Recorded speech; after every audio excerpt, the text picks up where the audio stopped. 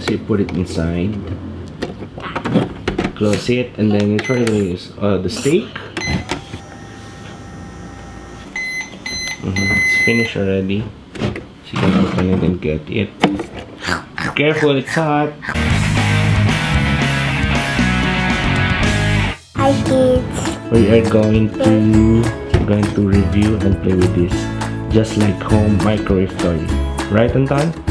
So we also have 4 food that we're going to use.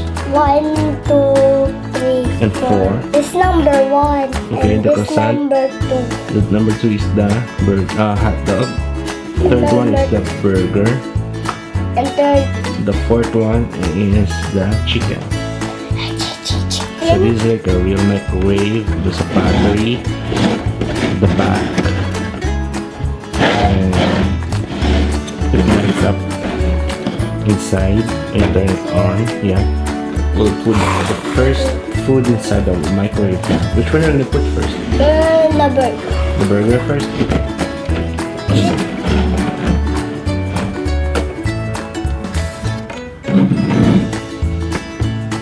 Press maybe the pizza.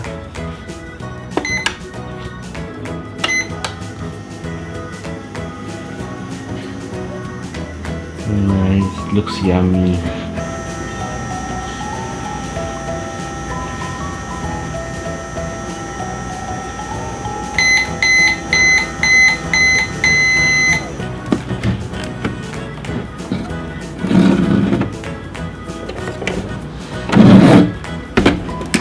Should close it properly. Yeah, like how? Like that one? That one. Okay, it should make a sound, right? So you hear that? Like this one. So you can see that it's closed already. Okay, maybe you can press the pizza or the hot dog.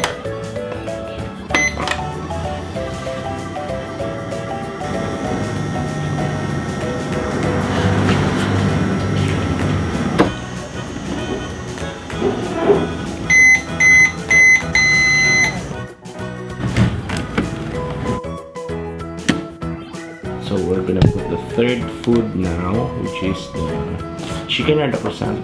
The chicken.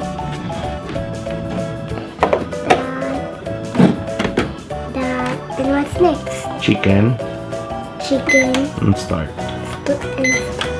Yeah. You have to press this button first. So there are lots one of time. there are and 6 press buttons there.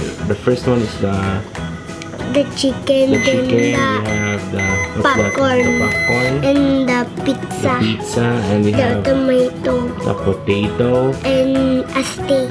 Yeah. And the other one And a is soup.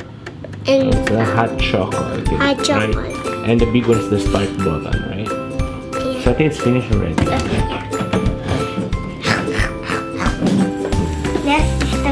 The last one is the croissant. So you put it inside, close it, and then you try to use the steak. It's 1 minute something, right? And just wait for it to finish. It's not gonna heat up fast because it's just alive. It's finished already. So you can open it and get it. Careful, it's hot. I can eat it while it's hot.